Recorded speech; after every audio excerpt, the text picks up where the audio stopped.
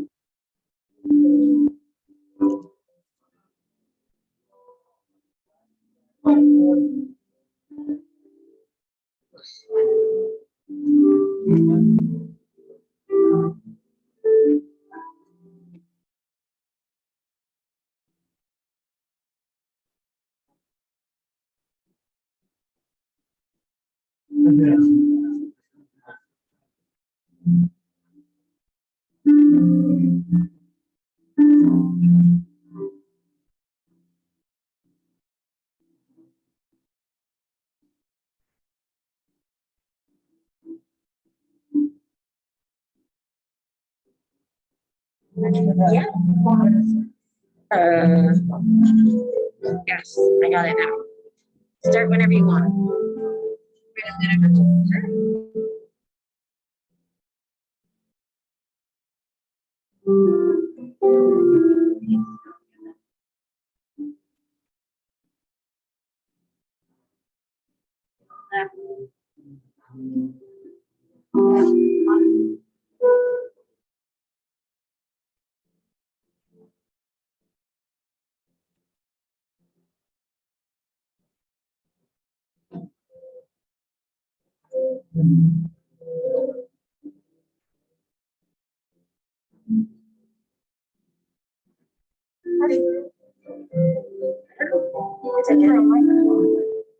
Looks like it.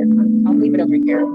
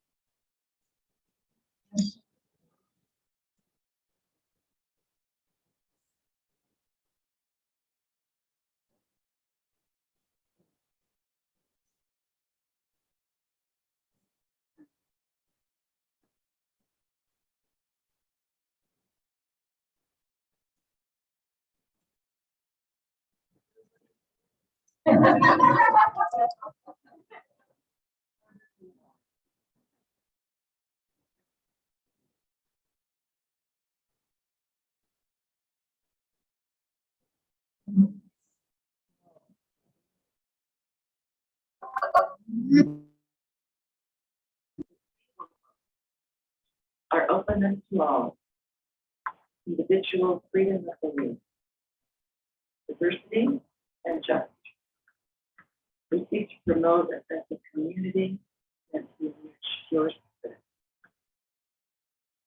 We stand on the traditional homeland of the Vashon Island people who have lived here since time immemorial. In 1856, after the Treaty of Unitarians Pray, they were forcibly moved to reservation clause many Coast Salish, along with many Coast Salish tribes. The honor that we steward land that remains significant to their descendants, especially the Puyallup tribe of Indians who have treaty rights.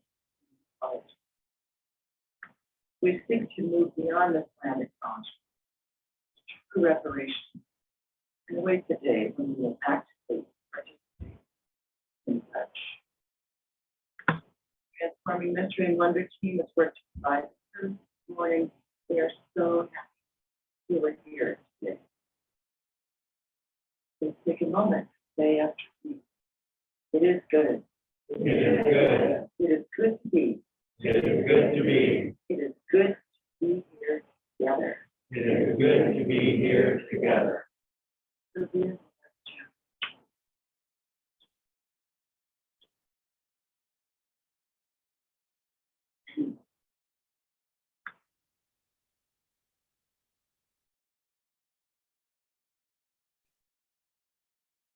Prayer is not act. It is a longing of the soul.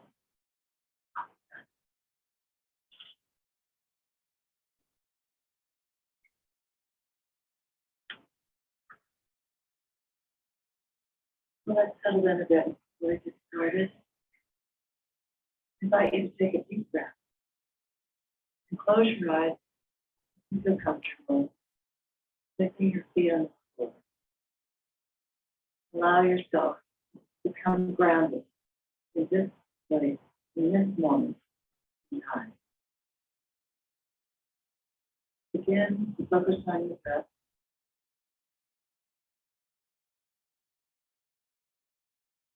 Simply noticing and allowing.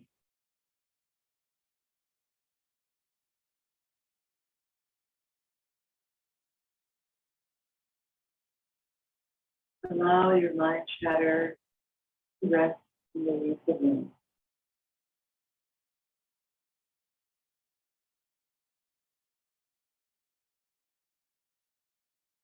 Breathing in. Breathing in.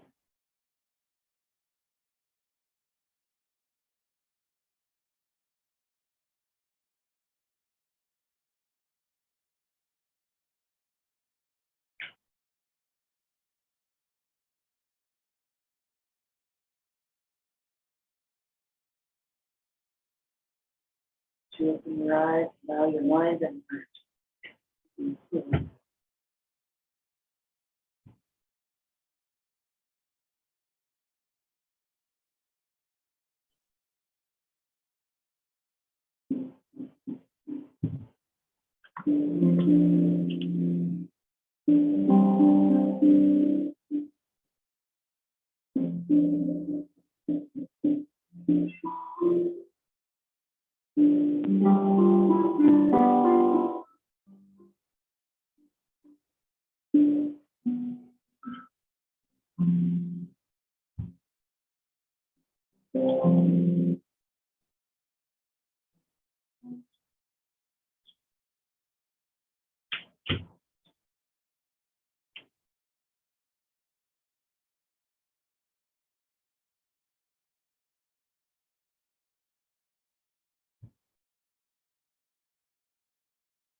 Opening words for this morning by Michael L. Watson.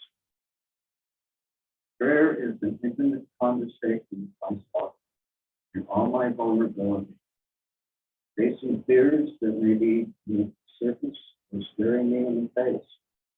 In prayer, I admit that I am powerless to shape the world to my desires and wants, but I have the power to choose to respond. Prayer grants me the courage to face the mistakes I've made and the harm I have caused others. Prayer exposes the bounty of my life, for which I can be grateful.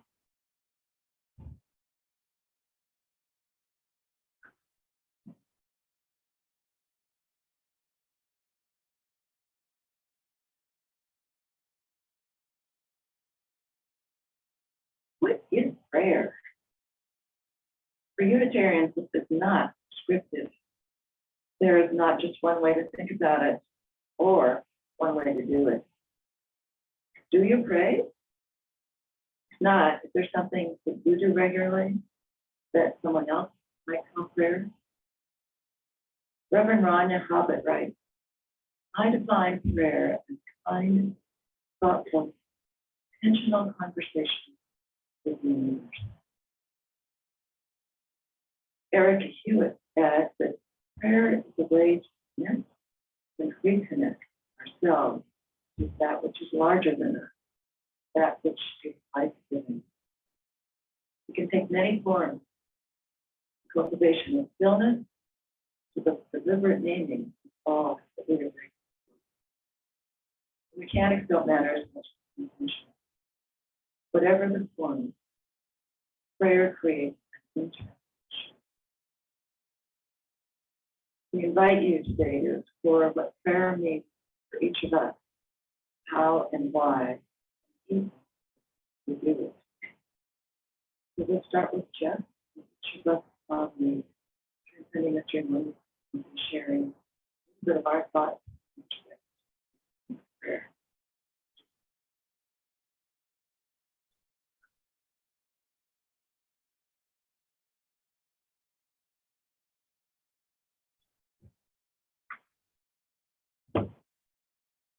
These little bones up here. Prayer is an intimate concourse. Prayer is a one-way conversation, all-powerful individual named God. God is portrayed in pictures as the wisest and wise old white man who can grant some wishes and thwart others. So it's important that we bow our heads, close our eyes out of respect when we address Him, if we want a favorable response. Oh, wait. That's what I believed as a child, 70-some years ago. The concept of prayer for most of us has changed since then, becoming both broader and more subtle. And so has my perspective. I grew up in a Christian home with a father who was ordained as a Harvard Baptist minister and could make up eloquent prayers on the spur of the moment. My mother was equally devout, so we prayed at meals and at bedtime and in times of crisis, both small and large.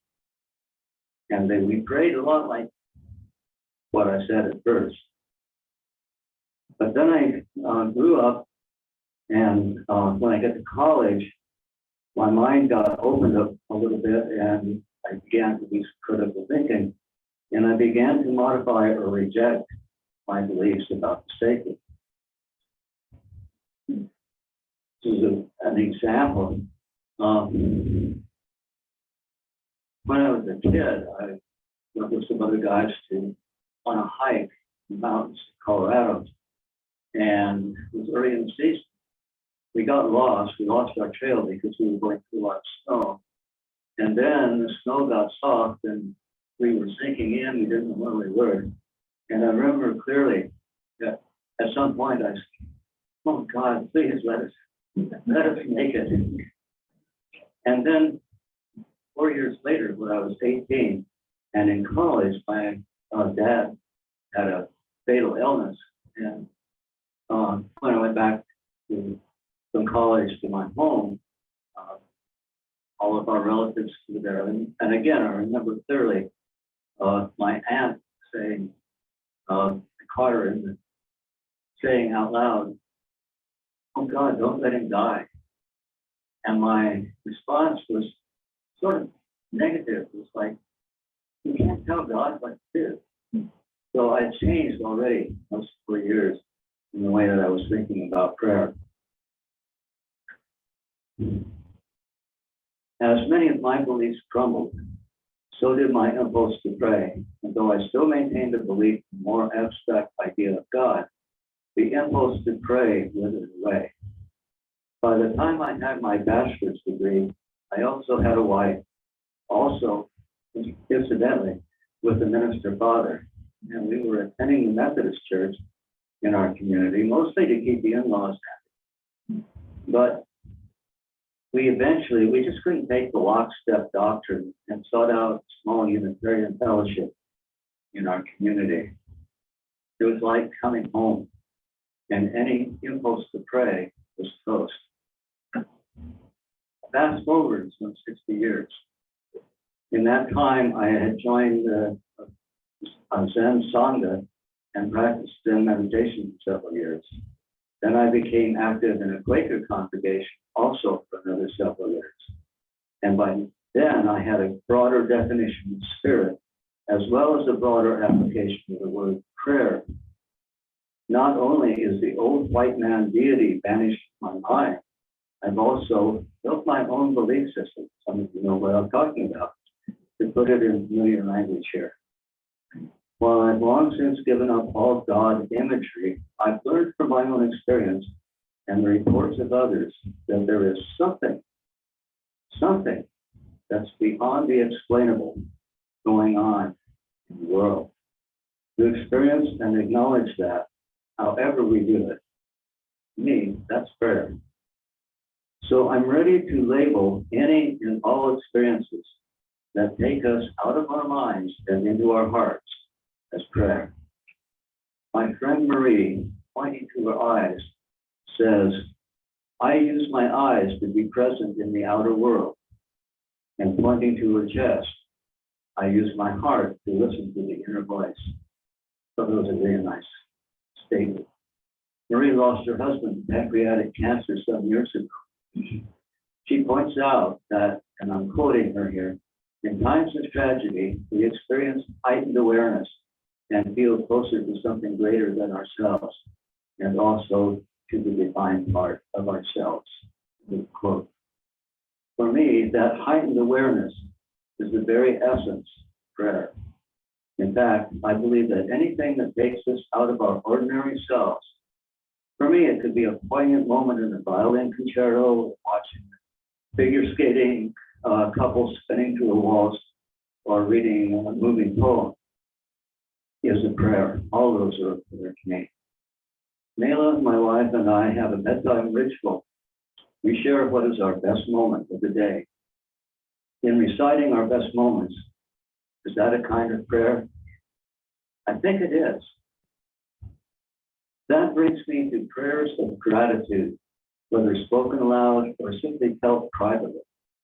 I was impressed that when we were talking about setting up this session this morning, all of us, all the members of our team, and others too, and the sources that we consulted, mentioned feelings and expressions of gratitude as a form of prayer. For many years now, every morning after meditating, I step onto the front porch, bow to the east, and recite, "I bow in gratitude for this new day." In the beginning, I experienced a dilemma. If I was long past believing in the old white man with a long beard, or any other embodiment being, to whom or what was I expressing gratitude?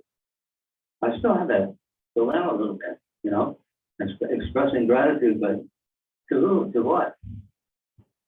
Most of us, I think, need to have a name for the ineffable, the source, the mystery, the great spirit, something like that.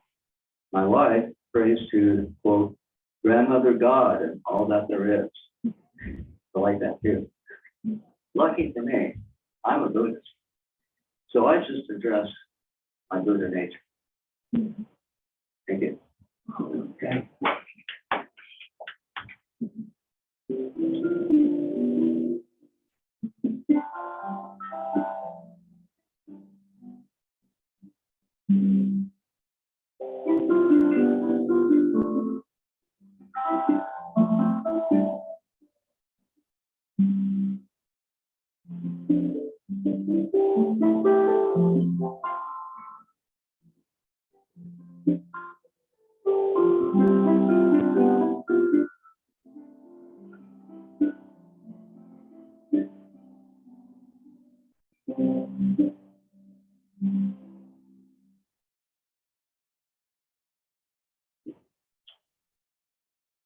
Wow, thank you, Liz. So I'm going to read Amy Huggins, is a member of our group, and she is off on a spiritual journey for a month in India. So she wrote her piece before she left. Born in 1957, I grew up among two siblings with an Episcopalian mother, agnostic father, and young life for teens background. But I didn't feel any real connection to Jesus or God, and heeded the Nicene Creed, for we believe in one Catholic and apostolic. What about Buddha? Methodist. I was unsure if my mother was connected to God either. She seemed more interested in socializing than giving penance or confessing her sin. I had no religious practices during college or grad school. Married to Alan in 1987, we went to the Unity Church in Chicago because the minister, Mike Matlin, was very funny and saying, "Let peace begin with me." We did a spiritual nature retreat in Wisconsin. The leader asked us to go alone into nature until we found a spot where we felt we could sit still and be comfortable. I remember finding a log in a clearing and settling into the space around me, trees and light. After a while, the question I'd carried for many years welled up. Why am I here?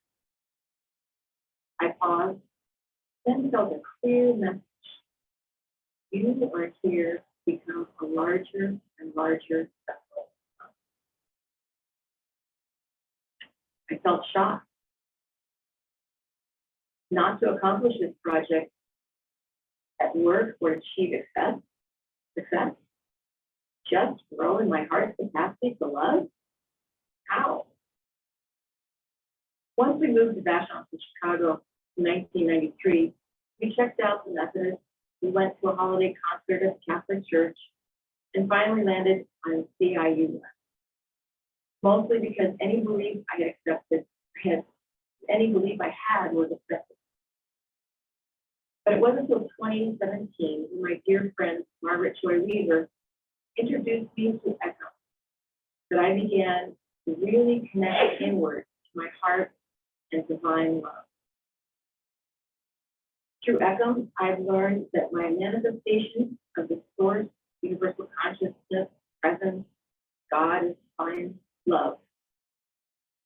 And it's deeply connected to Mother Nature and the moon. I often feel this oneness with divine love during meditation, as it's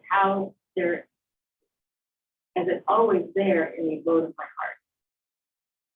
And it's the answer to my question, how and why? Because divine love is powerful, and my heart is as intelligent as my brain, with over 40 million neurons, it's connected into universal consciousness. So when I tune into my feelings honestly, if I'm feeling stressed or frustrated, angry or sad, I'm sending those repetitive feelings to the universe, and I'm self-obsessed.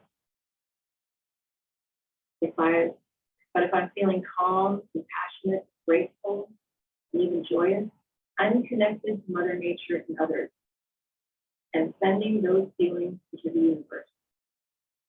My heart grows with capacity to love, as we're told to do. I've learned since March 2020 in our Echo morning meditation practices that we can set a collective, heartfelt intention, and it happens.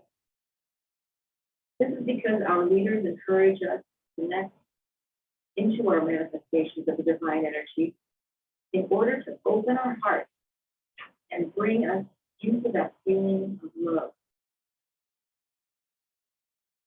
Then we set heartfelt intention for prayer for what we want, not just what I want, and see it happening in all its beauty.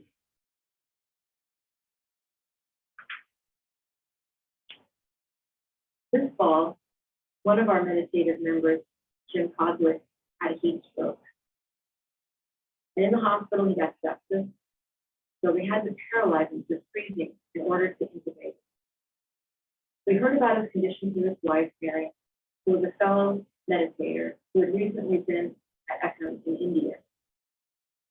She asked for a collective prayer. Day after day, we returned to the abode of our hearts to dive into our manifestation of the divine, then set heartfelt intention for Jim's complete recovery and return to vital health, and saw it in our minds happen. And it worked. Jim told me recently that when his body was frozen, he began to check out. I said goodbye to all my family members, thanked the divine for the use of this body for 71 years, and then I felt a nudge. I got a clear message. They're not done yet. And I surrendered. I felt the power of all prayers overtaking like a comfort cushion. I realized I could breathe, so I chanted. And then saw a Rocky movie. When he opened his eyes again, he thought, oh, read it. So collective, heartfelt intentions for prayer, in my experience, work.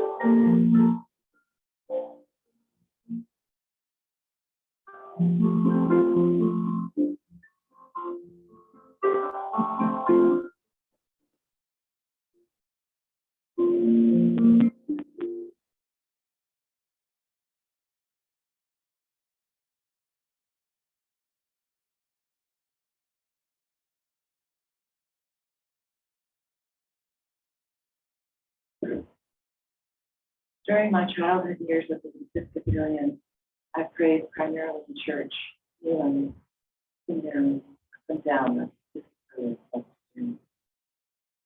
When I left the church to travel and learn about other faith traditions, prayer left my life.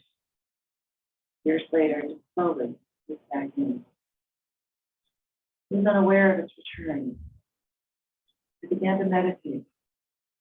I became a psychotherapist in the profession of compassion, living with people. I continued my yoga practice. I joined study groups. I read Pema Chodron's books. I became a new you. I got older, and I nurtured and cultivated the practice of gratitude. Without my full awareness, I had been slowly developing my own personal form of prayer that has become integral to my way of life. It has been my meditation practice that nurtured my prayer life over the last decade. Twice a month, I meet with a small group of friends to discuss books we are studying, exploring how to really impact our lives, with meditation in each gathering. We share great quotes, powerful reading, and meaningful writing. Here is one. Shantideva. May I become at all times, both now and forever, protector of those without protection, guide for those who lost their way, ship for those with oceans to swim, bridge for those with rivers to cross, sanctuary for those in danger, a lamp for those without light, a place of refuge for those who lack shelter, a servant for all in need. For as long as space endures, and for as long as living beings remain, until then may I too abide to dispel the misery of the world. Needless to say, this is a very aspirational prayer, one that I keep close when I need inspiration. And it is definitely a prayer. It does not ask God for help or assistance. It simply invites me to lead a compassionate life in reaching out to others in need. And Lamont states, in our private lives we pray. It connects us umbilically to a spirit both outside and within us. Feeling compassionate and relating to others compassionate, and clearly prayerful. Reaching out, my heart opens to others. And isn't that what prayer is all about? Holding a compassionate awareness of others' suffering and helpful needs. Indeed, this is the Buddhist practice of Tonglen, a method for awakening the compassion that is inherent in all of us. Tonglen focuses on using the breath as a way to connect the pain of others and to send out relief, light, ease, softness. For example, if I know someone who is struggling emotionally or physically, I breathe in the wish to take away all the fear and pain of that person. As I breathe out, I send them happiness, joy, or whatever will relieve their pain. The core of the practice is to breathe in another's pain so that they can be well and then more space to relax and open. When I breathe out, I send them relaxation, light, and an ease from their suffering. Tonglen helps connect the softness in our hearts with them. It is a practice of compassion, an example of prayer. Finally, stillness emerges as the soil of prayer for me. As an active and engaged woman, when I reach stillness, almost immediately, I find myself both reflective and open-hearted. Something significant in me shifts that leads to my looking outside of myself toward others. It is as if the stillness is the running board, takeoff launch, for prayerful consideration. I rest in gratitude for the stillness that I can create.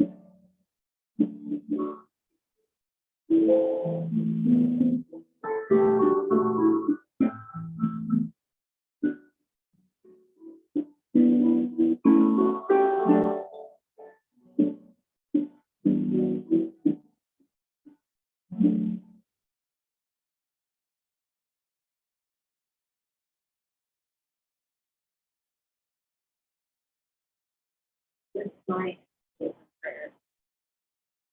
I think prayer from my childhood, like a lot of us, it was a way to ask the fatherly, benevolent God for help or to thank him for something that he had given me in my life. Now, I don't have a God that I directly communicate with. And when I feel gratitude, it isn't a thank you, directed towards that God. I find now that I even change prayers like the serenity prayer from God, grant me the serenity to, may I have the serenity to accept the things I cannot change, the courage to change the things I can, and the wisdom to know the difference. When our team started discussing prayer, I asked myself, what's behind this need to change that wording? And I found that it's because prayer has now become more of a state of being. I found that the place inside me where my heart and my breath reside. And that's the place I can sit with my joy, gratitude, my peace, my sadness, my questions, fears. And I found that my prayers are now more directed inward as outward. And there's a visual image of that inward place, that state of being that came to me when our Zen friend, Vashon came and talked about the symbolism of thought. I was like, thought. But he explained that that horizontal line represents a plane of the material world, you know, the one we run around in every day trying to get everything done. It has like a path that stretches out one way, a future that stretches out the other way. And then that vertical line kind of represents the spiritual connection. So we have the infinite above, and then the root down above. And that we exist at that intersection of those two lines. And that we need to cultivate a balance because we can get stuck here and here, right? We talk about frozen monks that get stuck in the spiritual plane. For a lot of us, like me, who I certainly get stuck in that busyness plane. I often say I'm a human doing instead of a human being.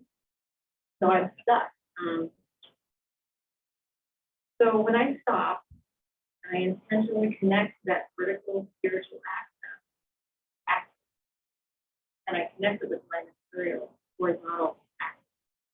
Then I really become truly present in that intersection. And that is where prayer and gratitude become a state of being for me. It's a place of awareness, alignment.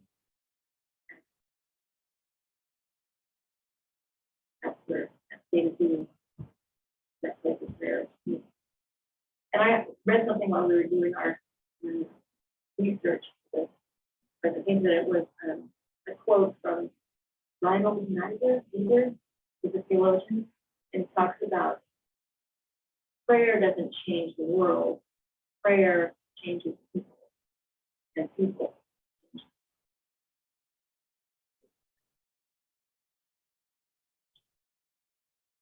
change.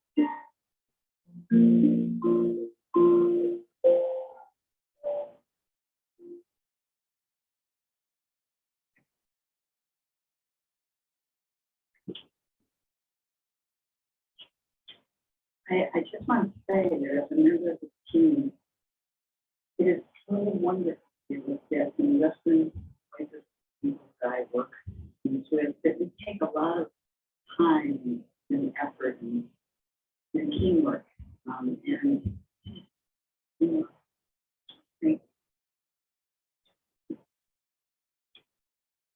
my husband has stage 4 metastatic prostate cancer, and Martin's cancer has brought me face to face with what sources I can get me through tough, confusing times.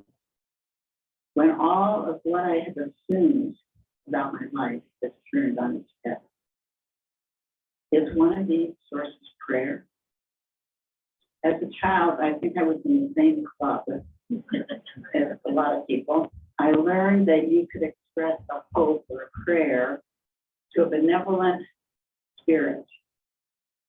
Through prayer, you could ask for some kind of assistance or a kind of outcome. As a young adult, I started to separate myself from this practice of prayer, and I realized that I didn't believe in an outside authority, a being that could provide me with assistance or a desired outcome. So for a long time, I haven't prayed the way I learned when I was young. In fact, I have wondered if I pray at all. Brian Doyle has helped me know that I do pray. I'd like to tell you the gift he has given me. Brian Doyle was a husband, father, a devout Catholic, and was for years the editor of the alumni magazine of Portland University, which is Catholic. He is an acclaimed author of several novels, and my favorite, King's River, and essays published in many Christian and secular journals. He died at the age of 60 from brain cancer. Brian Doyle probes what it means to be human in a world that is both bewildering and beautiful. He brings his whimsy and love into our lives through his writing, and he writes prayer. He has, this is the title, A Book of Uncommon Prayer, 100 Celebrations of the Miracle and Level of the Ordinary. Just the title makes me think that I could work with this guy. Reviewers of the book say that Doyle is gobsmacked by wonder and grace. He brings our attention to very ordinary things. In his Book of Uncommon Prayer, he has a prayer for thanks for decent shoes, a prayer of bemused appreciation for handheld mobile devices, a prayer on seeing yet another egregious parade of muddy paw prints on the floor, and a prayer of thanks for suntan lotion. Doyle tells us that all stories are in some form prayer. One of Doyle's prayers is on the UU Worship Web. It is a prayer that gives thanks for hose, spatulas, toothbrushes, binoculars, and myriad other tools that make us humans appear competent. I think this prayer is on the website because in it he writes, to God, you puzzle us. We beseech you constantly for intercession, but we know full well in our deepest hearts that some aspect of your genius is to let us try for the light on our own. We Unitarians are all trying for the light on our own. Doyle's prayers aren't about asking for assistance for an outcome. Instead, they embody the love we want to see in the world, the love we want to be. He talks in one of his essays about the perfect prayer of my second son. In another, he says, simple things are teachers in prayer. To crouch, bow, to listen, to attend. It seems to me these are prayers, and the most eloquent prayers are worthless. Here are some excerpts from his last prayer. Dear coherent mercy, thanks, best likes ever. Personally, I never thought a cool woman would come close to understanding me and liking me anyway, but that happened. And no man ever had better friends. I had your childhood, and you let me write some books that weren't that bad, and no one ever gaped more in astonishment at the wealth of miracles every moment. I could complain a little about the long year back pain, but Lord, that was infinitesimal against the slather of gifts. You gave mere me, a muddle of a man, so often selfish and small. But here at the very end, in my last lines, I close my eyes and weep with joy that I was alive and blessed beyond measure. But hey, listen, can I ask one last favor? If I am sent back for another life, can I meet my lovely bride again? Could we be hawks or otters maybe? And can we have the same kids again, if possible? And if I get one friend again, can I have my buddy Pete?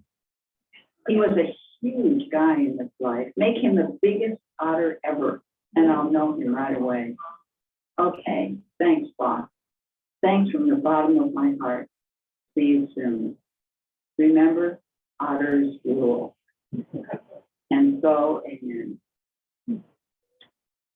As he was living through cancer, Brian Doyle said that he wanted to be an unending prayer for his family. What greater gift can a mortal father possibly offer? As I move with Martin through our experience, I believe that Brian Doyle is talking about being loved, living love. This is what prayer means for me. So now that I know that I do pray, I am wrestling with the question of to whom or what do I pray? What greater gift, I know two things. First, that I have no outside authority or external benefactor that will give me rules to live by and who is also available to direct my particular circumstances. I also know that my prayers are cast out into the universe. Or if I have a conversation, it is with something greater than me and more enduring than my human lifetime. It is a life force, a force of kindness and compassion. And so I pray love, and I have conversations with the mystery my heart has always known. And I try to live love, which is also a prayer.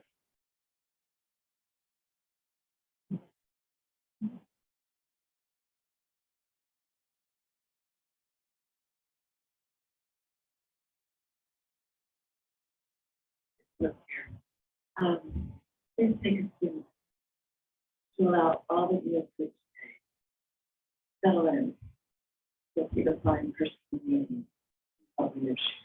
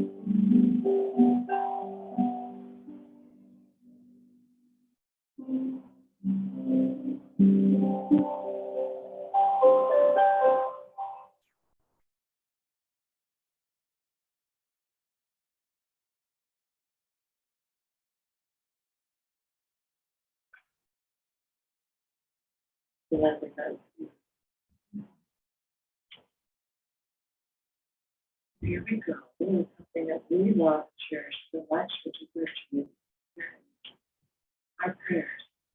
Simple prayers. The caring community will set aside time to share the joy of concerns, our members of prayer, honoring the common humanity and sacred spirit within each other. We support each other in different times and celebrate our joy together. If you have a joy you'd like to share, or a burden that might be eased by sharing it in community, you're invited to share it. You're also welcome to light. Take a moment in silence, cultivate our open mind. Members and friends during fellowship, to commit supporting our congregation. Financial resources help us pay staff and maintain our building. Please support the IUF with its pledges and offerings so that we can continue to do vital. The fellowship engages beyond our law, social and economic justice, freedom of belief, protection of our planet. Once a month, we contribute to the financial offering of community organization that aligns with our values. This week's offering was by the Mother Community. Let's sing the wisdom thing.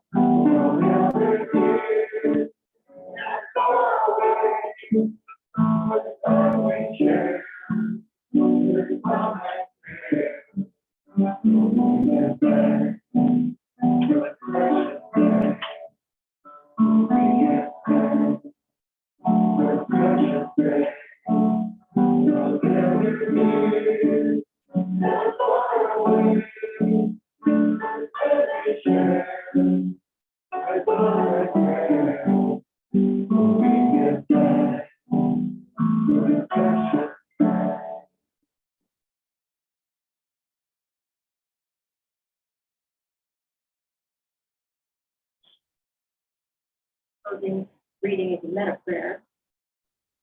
May you be filled with loving kindness. May you be safe and well. May you be peaceful and at ease. May you be happy.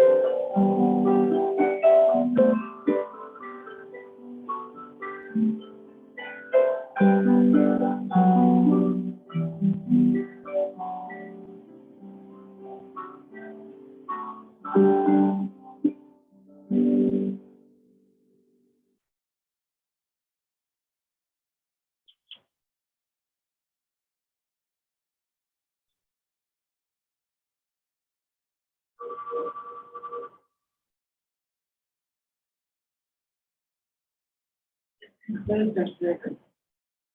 Now, time for announcements. If you have an announcement about events sponsored by our commission, please come forward so that everyone can hear you. We will call on people who will talk first and then online for announcements. Okay. So, does anybody have any announcements?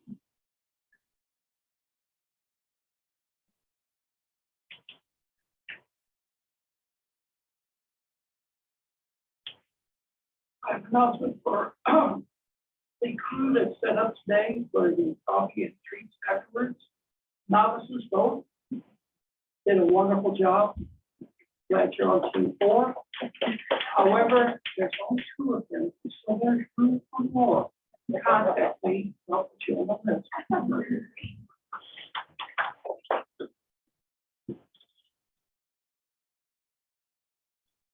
My announcement leads up to that perfectly. Next Sunday, that's the 30th, is going to be our last happy hour with the coffee and the drink. We've been good enough with nice weather that we can eat outside, but now we're kind of, we figured that's a good time to stop doing coffee hour since cases are rising. So that will help us when you're doing the teams, you don't have to worry about food. But please still stay. Okay, that's one announcement. The second announcement, last week I gave an announcement about the hiring, the minister hiring, and things have changed even since last Sunday. So as you recall, we posted a quarter-time minister position in July, all summer, no action happened. Someone applied. There was a miscommunication. I thought they wanted a part-time position, and ours was quarter time. So we said, oh gosh, we can't pay for that. But it turns out she only wanted quarter time. Yay. So, we quickly shifted. So our quarter time position was 10 Sunday services that they would be preaching to help supplement all of our other lay-led teams. And then they would also be doing some pastoral care help, just a certain number of limited hours, kind of a contract minister, if you will. We're not formally hiring someone. So it's kind of like, so the next step is that we've got a search committee or work group, and it's well-rounded with individuals from our finance, from our programs, from social justice, and the board. So we're going to be interviewing listeners next week. And so that's Thursday. And then we're lucky enough, she's going to be preaching with us on Sunday, November 6th. Lots of dates in my head, so I have to get them right. And then Leslie's also going to be there that day. So that's Victoria Poling is her name. That's it.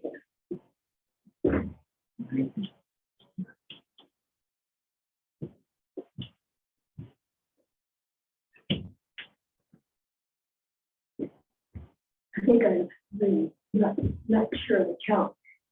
First one, someone left a plate.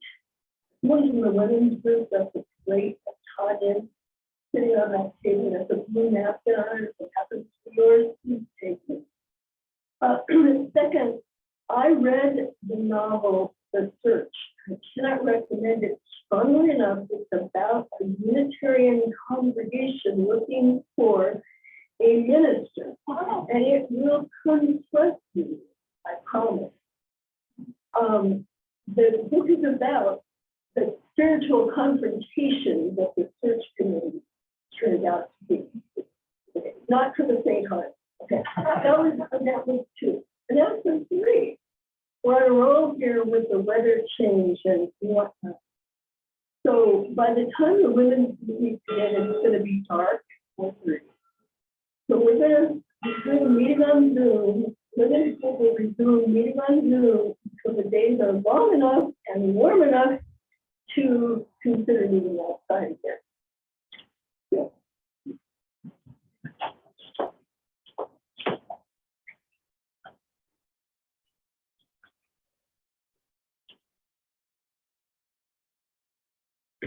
Now please join me in singing Go Now in Peace. Go now in peace, go now in peace. May the spirit of love surround everywhere, everywhere you may. Thank you.